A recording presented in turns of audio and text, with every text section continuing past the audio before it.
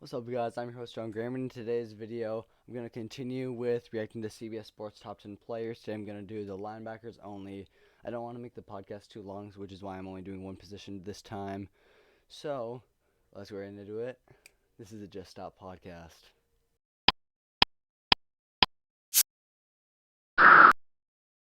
Alright, so, to start it off, I'm going react to the top 10 linebackers. Obviously, we all know it's going to be like Fred Warner, Shaq Leonard, probably Roquan Smith at the top two.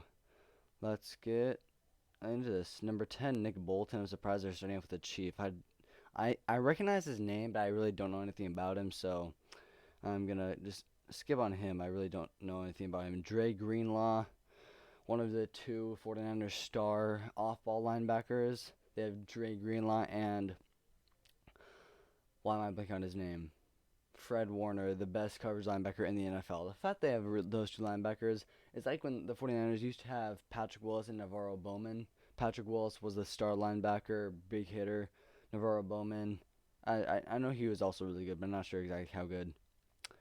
Number 8, Tremaine Edmonds, now on the Bears. Used to be on the Bills and formed a really good linebacking duo with Matt Milano when they had I think the best defense in the league in 2021. I watched a Billy Stevens video. He reviews NFL film. I really enjoy his videos.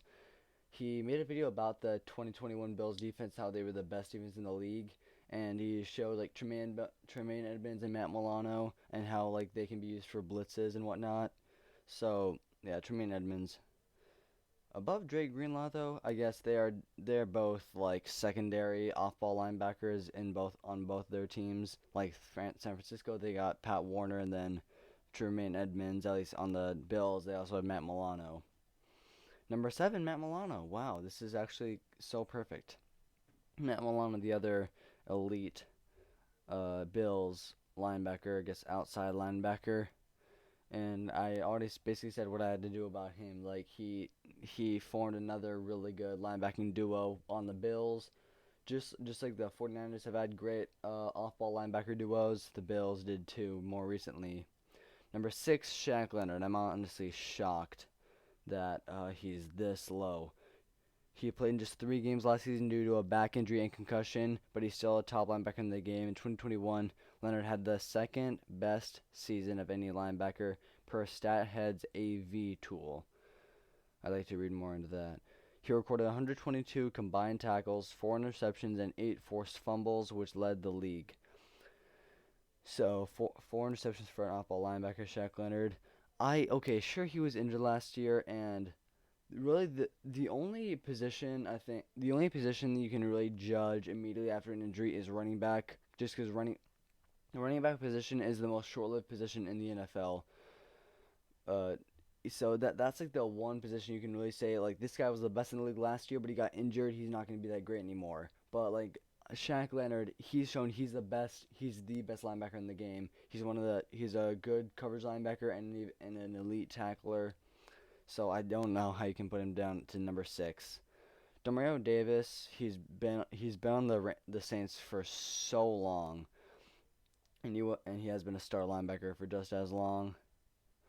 So he has long been a top 10 linebacker in the NFL, and it's frightening now he's gotten better as he's gotten older. Last year at age 33, 109 tackles and 6.5 sacks, 6 passes defense and an interception. A pass defense, it's a weird way to say it. It's basically just when you knock a ball down. It's like it's when you it's right it's like just before an interception when you actually catch the ball. A pass defense or a pass defended is just when you knock the ball down.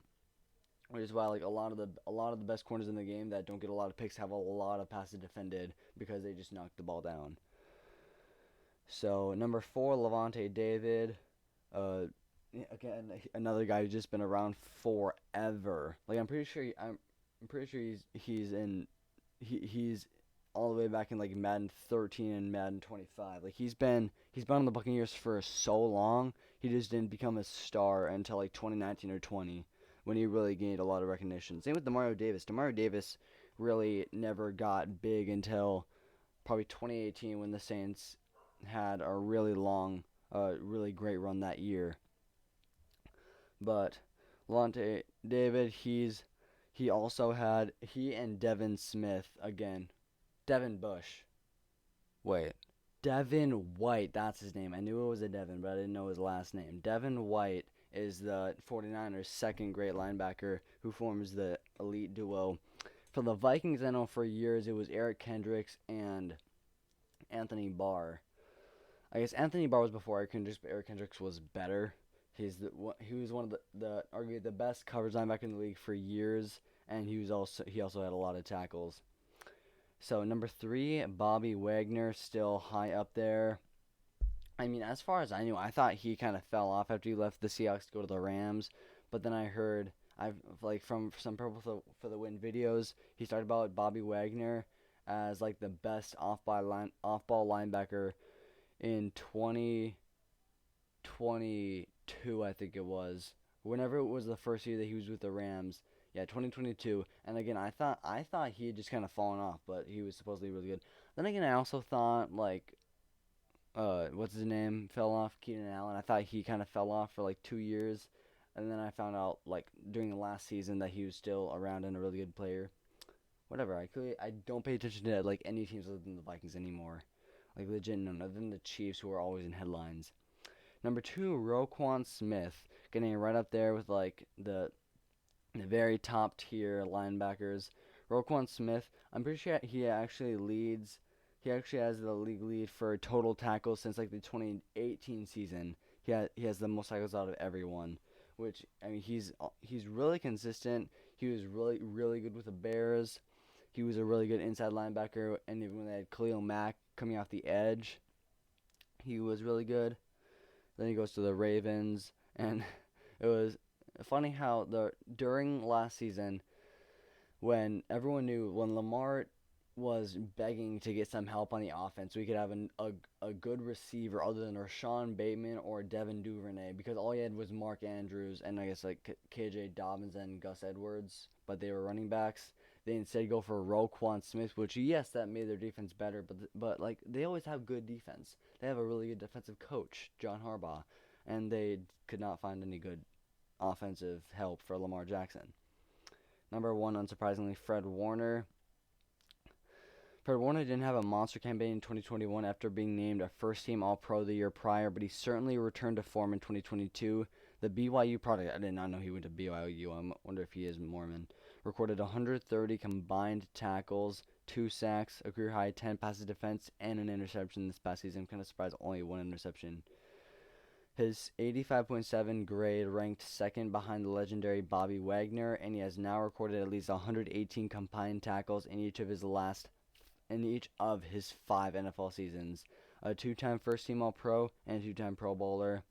The kind of well-rounded linebacker you want, captaining your defense. But I think what establishes him as his number 1 is an ability and coverage. He has been the best coverage linebacker for the past 2-3 years.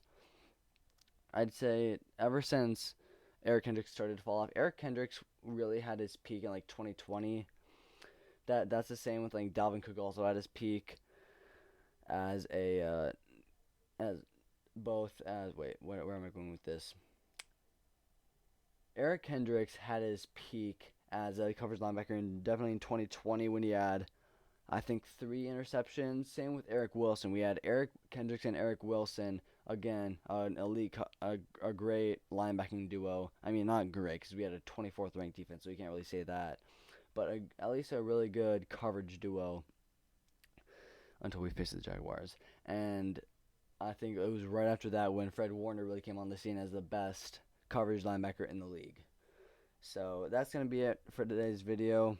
It's a little bit shorter, but at the same time, I shouldn't be posting such long videos. I know very few people watched to this point. If you did, don't forget to like and subscribe to the channel. And also turn the bell on so you know when I post next. I'm trying to post a lot more often. I know during the 2022 NFL season, 2022 Viking season, I didn't post at all. In fact, I posted my video of my best moments, my channel's best moments of the first season, starting September 1st of 2021, and then I got the video posted August 31st of 2022. I said like in like early August, I said that I'd get a reaction video of my best and worst moments before then, but that was obviously a fail because I did not work hard enough to actually do that. And then I didn't post at all other than short reaction videos from August 31st of 2022 until this year, February 20th of 2023. I finally posted another video, and it was the recap of the Vikings 2022 season. And then the 25th, I recorded a video where I can do the best trick plays, but then I didn't post again until I think June. So it was like another super long time of no videos. I'm trying to post a lot more often now, especially now I put money into a boom arm so I can get better audio. And yeah, that's going to be it for the video. Don't forget to like, subscribe, comment, hit the bell, comment the videos you want to see. You want to see more of these videos, I'll do them. Or if you have another idea, let me know in the comments below and I will read it, as long as the comments are turned off. But I try to always keep the comments on because I want to see your comments. Except for like 3 different commenters. No, not my second video, but one of my very first videos. It was the reaction to the Vikings depth chart before the Cardinals game in 2021, when someone decided to comment, "Why do you lie so much?" And I'm like, buddy, what do you mean? What do you mean? Another one happened, I can't remember what video it was, but someone commented first on one of my videos. My worst comment pet peeve is when people comment first. Another, comment first, early, pin me, hi. If you say comment hi on a YouTube video, as if you're gonna try to start a conversation with the YouTuber, you need your internet connection taken away from you for a year. I honestly believe that. But yeah, if you comment first, I won't delete your comment, but I will dislike it. And then a third commenter that I absolutely hated was when I reacted to the game. It was this last year when the Falcons were losing to the Rams 28-3, and I said how the Falcons cannot escape 28-3. Someone commented saying that it's bad that there are that few Falcons in the world, and I commented, "What do you mean?" And he was saying, "I don't know. You started the thing about animals." And then another guy commented saying it's about soccer. 2 absolute idiots in the comment section. There were 4 actually, but still. He said, he decided to say, "Well, guess what? It's 3 a.m. and I'm in Amsterdam. I have no clue what I'm doing, and I've never heard of NFL before." And I was kind of stunned because the NFL is like the biggest or second biggest sports league in the entire world, so I was kind of surprised by that. But I was confused that he took his time into commenting, making fun of my video when he didn't even care about the video at all. And the last one, during the Vikings game against the Bears, when the Vikings sealed their win after Cameron Dantzler stripped Amir Smith-Marset, the former Viking.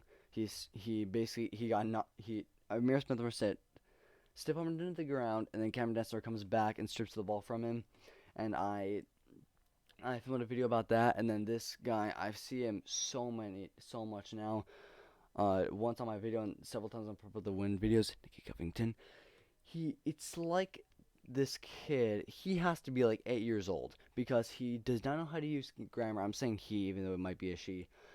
And he basically tried to explain to me, the kid who has a Vikings podcast, who's been watching the Vikings for the past 9 years, and acting like I didn't know what I was doing.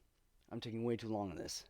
Again, like, subscribe, comment, hit the bell, comment the videos you want to see, and as always, never forget, the Packers will always suck, and Skull Vikings.